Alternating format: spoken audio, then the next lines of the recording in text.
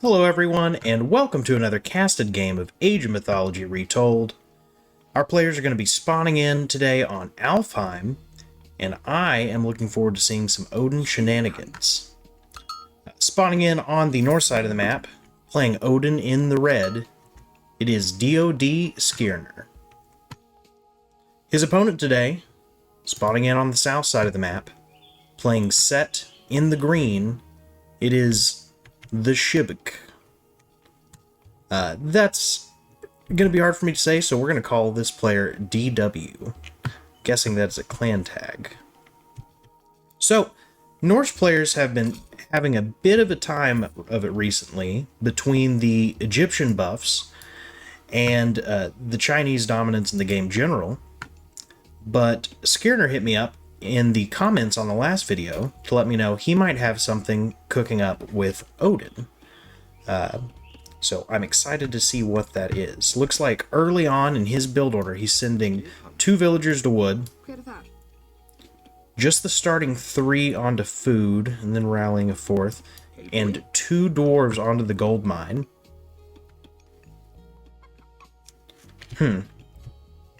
There's a little heavier wood gathering than I would be at this point. Let's check the scouting pattern. Berserk staying pretty close to the base early in the game. Just making a little circle, coming back, dropping a house down, nice and safe inside the base. Let's go ahead and check out what DW's got going on. 6 on food with the Pharaoh empowering. 3 onto gold, and 1 building a monument.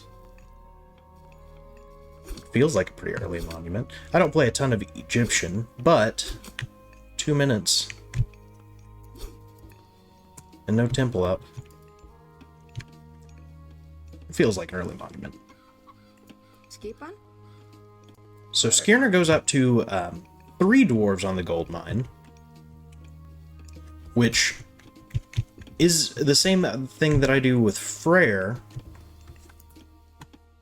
I've recently swapped out of that and started mixing in just another normal villager. But obviously Skirnir here has some other ideas. Temple is going down for Skirnir, also for DW. Looking forward to seeing what the age ups are. So only goes up to 7 villagers on food. And then, I guess mixes in dwarves a little more quickly to make that food difference up. Age ups are already queued up and not quite beginning. Skirnir are going to be aging up with Freya.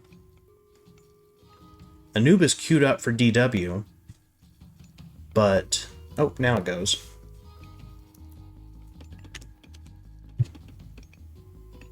Up to 4 dwarves before the age up comes in for Skirnir, and he let that 4th dwarf delay the age up. So, going to be going into the classical age with a good gold economy. Harrister's already coming out.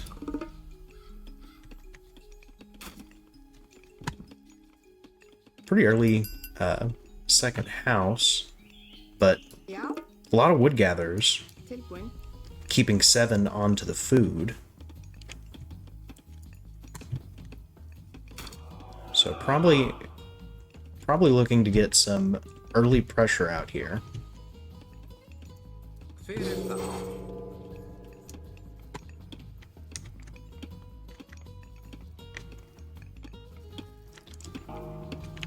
House is coming down for DW in a pretty defensive fashion.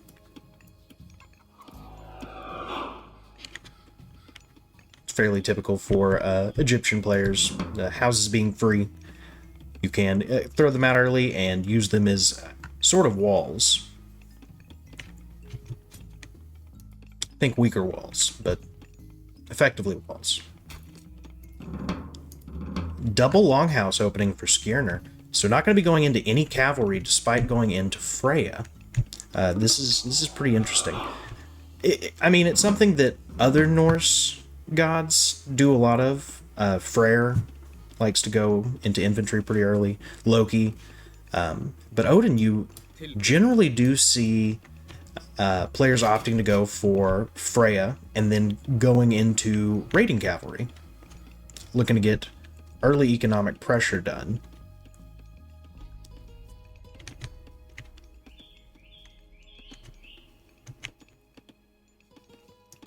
Walls also coming up for Skirnir.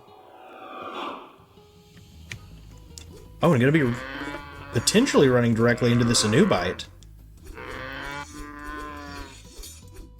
That's a lot of animals of set, but I think this Herser is probably going to be able to deal with this Anubite.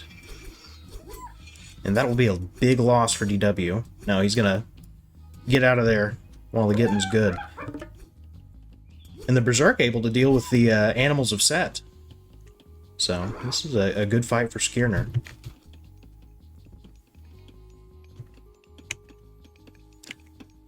Skirnir's first hunt just ran out. And he shifts... Oh, he shifts some of the villagers onto the berries. Okay. I thought he was going down in food villagers here. Although is opting mostly for throwing axemen, so we'll need less food with that comp than with other comps.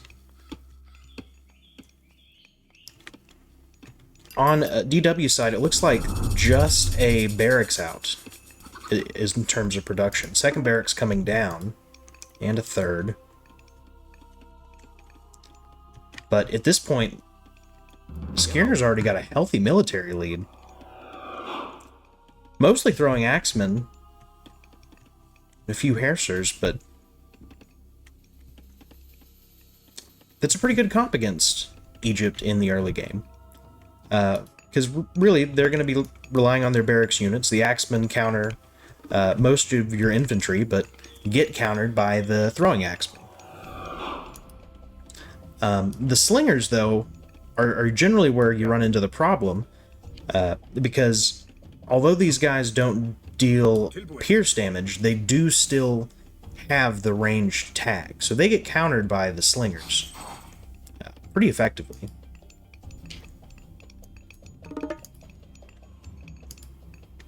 And first couple slingers starting to come out.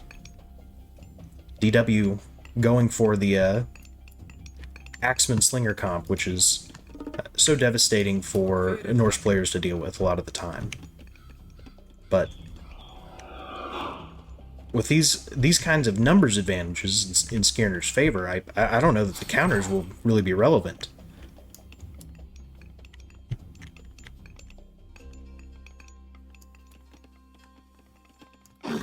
Great Hall coming out now, so maybe looking to go into some cavalry.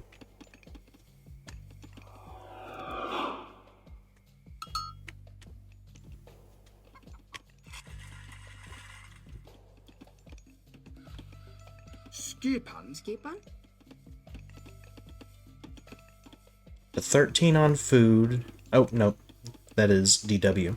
Up to 14 on food. 8 on gold. All dwarves. 11 on wood. With this much gold, Skirnir might be looking to go into the heroic age. Or he may be looking to continue pumping out units. And the Great Hall was getting thrown down for more Herser, not for any cavalry. So really just went into Freya for the Valkyries. Which, they're a pretty good unit, so understandable.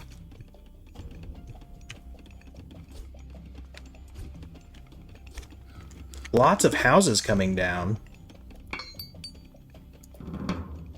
Armory as well, so maybe looking for that heroic age, but the houses kind of suggest that he wants to just continue building military.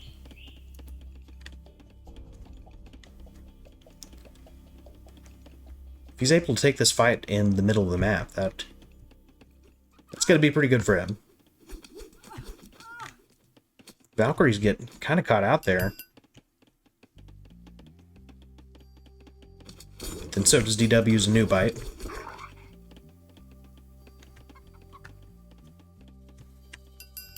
And the set player is going to have to fall back.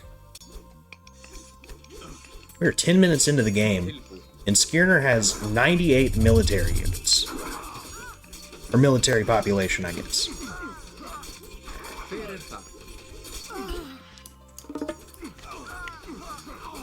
I'm gonna have to look at his economy again, figure out what's making this possible. But gonna be taking a decisive fight. Not quite comfortable pushing into the base yet with all these low health units. I'm gonna clean up the Plague of Serpents that was dropped on the back line. And then he's gonna let these units heal up.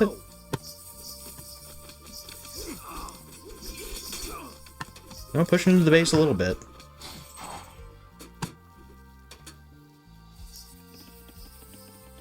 Reinforcements on the way.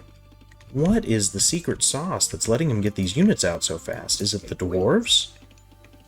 8 on gold. All dwarves. Lots of wood. Into a massive farm transition.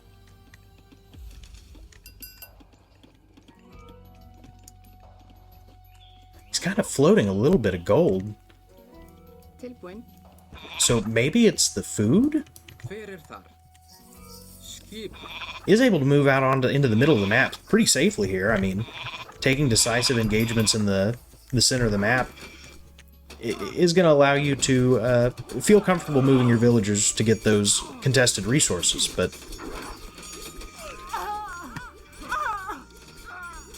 DW looking to take this fight. He's got plenty of slingers out, a nice mix of slingers and axemen, but it's just not able to really break into this Norse back line.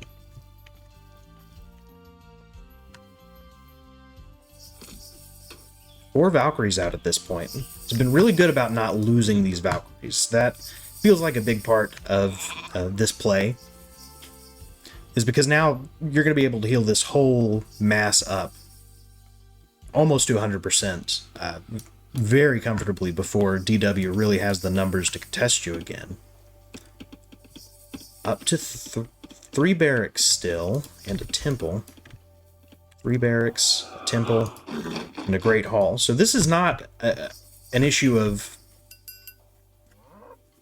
DW not having sufficient production to keep up. This is just constant unit production out of Skirnir.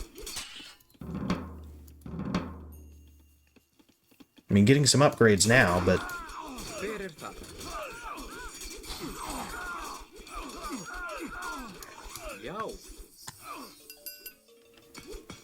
still yet to click up towards the Heroic Age, so it potentially doesn't plan to go to Heroic Age. Oh, there it is.